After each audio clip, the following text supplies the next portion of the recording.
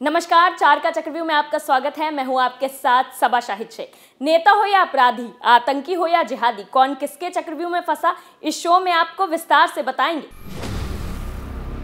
चक्रव्यूह में आज सबसे पहले बात यूपी के संतों की। यूपी में संतों ने बनाया धर्म सेंसर बोर्ड। कहा फिल्मों और वेब सीरीज में देवी देवताओं का उड़ाया मजाक तो खैर नहीं। दूसरी खबर में बात सपा नेता हाजी जमीरुल्लाह की, जिन्होंने बुर्का पर एक विवादित बयान दे दिया। हाजी जमीरुल्लाह ने कहा बुर्का बैन करने वालों को बिना कपड़ों के घुमाना चाहिए। तीसरी खबर में बात यूपी के मदरसों की, जिस पर फिर से घमासान मचा है। गैर मुस्लिम बच्चों की मदरसों में पढ़ाई पर मचा रार। बाल संरक्षण आयोग और यूपी मदरसा बोर्ड हुए आमने सामने। चौथी खबर में बात मस्जिदों में लगे लाउडस्पीकर की। हरिद्वार में तेज आवाज में लाउडस्पीकर बजाने पर 7 मस्जिदों पर लगा जुर्माना, 2 को दी गई चेतावनी। तो चलिए खबरों से आगाज करते हैं और सबसे पहले बात यूपी के संतों की। यूपी के प्रयागराज में माघ मेले में संतों ने एक धर्म सेंसर बोर्ड का गठन किया, जो अब फिल्मों, वृत्तचित्रों, वेब सीरीज और मनोरंजन के अन्य माध्यमों में हिंदू देवी देवताओं और संस्कृति के अपमान की जांच करेगा। हिंदू परंपराओं की मानहानि को रोकने के लिए शंकराचार्य अभिमुक्तेश्वर आनंद सरस्वती की अध्यक्षता में 10 सदस्यीय सेंसर बोर्ड का गठन किया गया है। बोर्ड की जारी गाइडलाइंस में सेंसर बोर्ड की तर्ज पर मनोरंजन सामग्री दिखाई जाएगी। शंकराचार्य अभिमुक्तेश्वर आनंद सरस्वती का कहना है इस बोर्ड में धर्म और संस्कृति से जुड़े कई दिग्गजों को शामिल किया गया है। फिलहाल वो खुद इस बोर्ड के अध्यक्ष की जिम्मेदारी संभाल रहे हैं। ये बोर्ड हिंदू देवी देवताओं का अपमान करने वाले या संस्कृति को कोसने वाले वीडियो या ऑडियो के किसी भी फिल्मांकन या प्रसारण को रोकने के लिए एक मार्गदर्शक के रूप में काम करेगा। हिंदू देवी देवताओं का अपमान करने वाली फिल्मों के निर्माण को रोकने के लिए बोर्ड के जरिए कदम उठाए जाएंगे। सस्ती लोकप्रियता के लिए सनातन संस्कृति को विकृत करने वाली फिल्मों, धारावाहिकों और धारावाहिकों का निर्माण बर्दाश्त नहीं किया जाएगा। इसे सेंसर बोर्ड और सरकार की मदद के लिए बनाया गया है। बोर्ड सीरियल और वेब सीरीज बनाने वाले सभी फिल्म निर्माताओं और निर्देशकों से संपर्क कर उन्हें इस सिलसिले में सूचित करेगा। इसके बावजूद अगर ऐसी फिल्में और धारावाहिक बनाई जाएगी तो जो हिंदू विरोधी और आस्था को ठेस पहुंचने वाली है, तो हिंदू समाज से उन्हें ना देखने की अपील की जाएगी। साथ ही जरूरत पड़ने पर विभिन्न माध्यमों से विरोध भी दर्ज कराया जाएगा। अब इस फैसले से बॉलीवुड इंडस्ट्री में हलचल मच गई है। देवी देवताओं का लगातार अपमान करना बॉलीवुड वालों ने धंधा बना लिया है, लेकिन अब इन लोगों की साजिश नाकाम होने वाली है। दूसरी खबर में बात सपा नेता हाजी जमीरुल्लाह की। जमीरुल्लाह ने कॉलेज में बुर्का बैन करने के सवाल पर कहा कि ये बिल्कुल गलत है। अगर लड़कियां कॉलेज में बुर्का पहनकर जाना चाहती हैं तो जाए, बुर्के पर कोई पाबंदी नहीं होनी चाहिए। और जो बुर्के पर पाबंदी लगाए, पहले उसको कपड़े उतरवा करके घुमाया जाए, फिर पता चलेगा बेपर्दगी क्या होती है। हिजाब हमारे हिंदुस्तान की संस्कृति है। हिजाब हमारे यहाँ बहन बेटियों की आवाज़ है। उन लोगों को बहन बेटी वाली आवाज़ आज भी सुनाई नहीं देती है। अगर बात करें गांव की, तो गांव में आज भी बहू बेटियों के लंबे लंबे घूंघट देखने को मिल जाएगी। कॉलेज में बुर्का पहनकर जाने का कल्चर आज पैदा हुआ है क्या?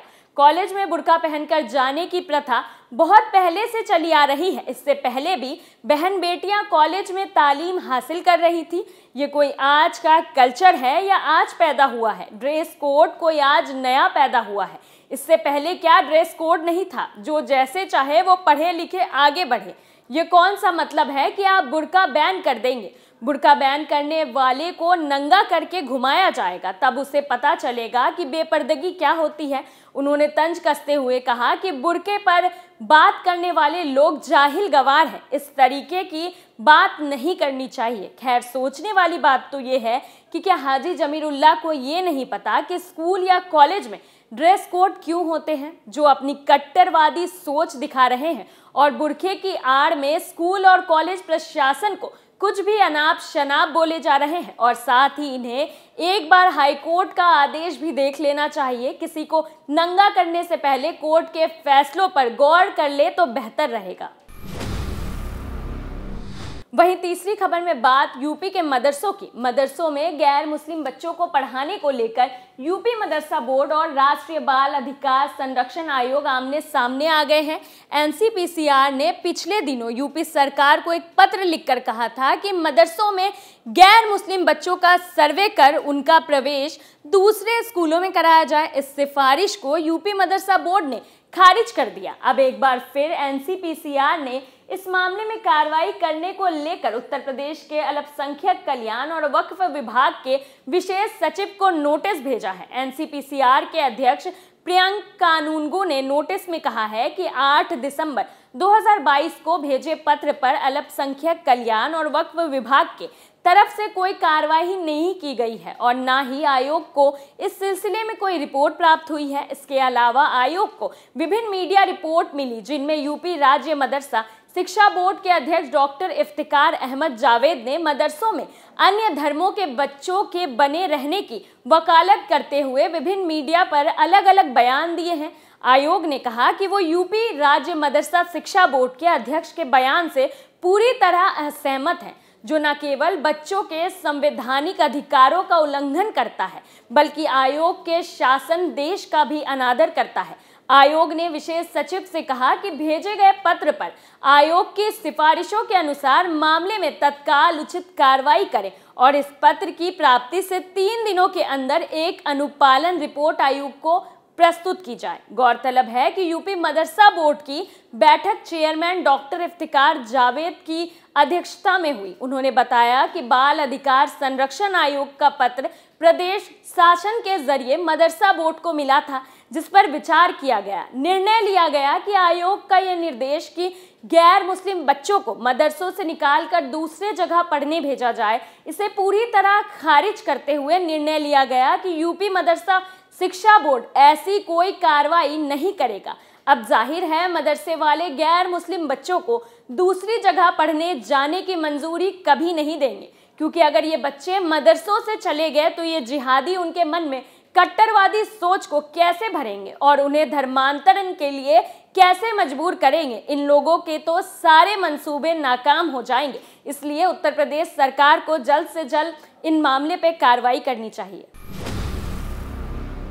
चौथी और आखिरी खबर में बात मस्जिदों में लगे लाउडस्पीकर की। हरिद्वार में 7 मस्जिदों पर नॉइज पॉल्यूशन फैलाने के आरोप में प्रशासन ने जुर्माना लगाया है।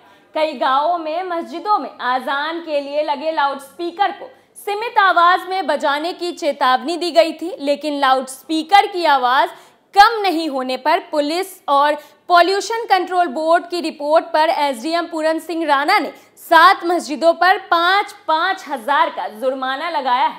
वहीं 2 मस्जिदों को नॉइज पॉल्यूशन करने पर चेतावनी दी गई है। प्रशासन की कार्रवाई पर अब मुस्लिम धर्मगुरु सवाल उठा रहे हैं। एसएसपी अजय सिंह का कहना है कि हाईकोर्ट के जरिए नॉइज पॉल्यूशन को लेकर निर्देश दिए गए हैं।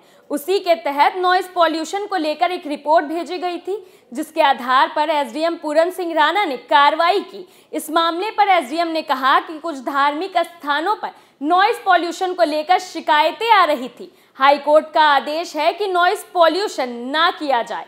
बिना परमिशन किसी भी धार्मिक स्थान या वेडिंग पॉइंट पर लाउडस्पीकर सिस्टम नहीं लगाया जाएगा।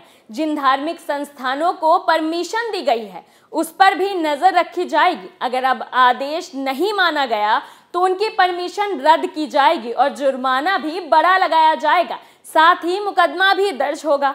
मस्जिदों में अगर फिर से अवैध ढंग से लाउडस्पीकर लगाया गया तो मस्जिद वालों के लिए ये काफी परेशानी का सबब होगा।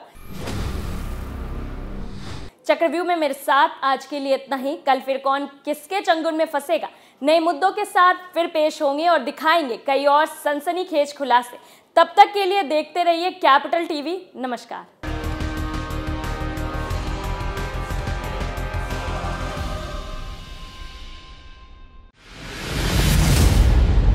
मैं राजनीति करता नहीं, पर राजनीति को बहुत गहरे तक समझता हूं।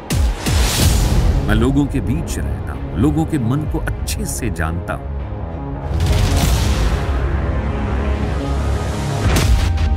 पब्लिक और पॉलिटिक्स की हर नब्ज को खूब पहचानता हूं। संघर्ष की सियासत से सत्ता के सिंहासन तक मैं हर खबर से खरा सच निकालता हूं। ना कोई दौड़, ना कोई race. Capital TV, Uttar Pradesh.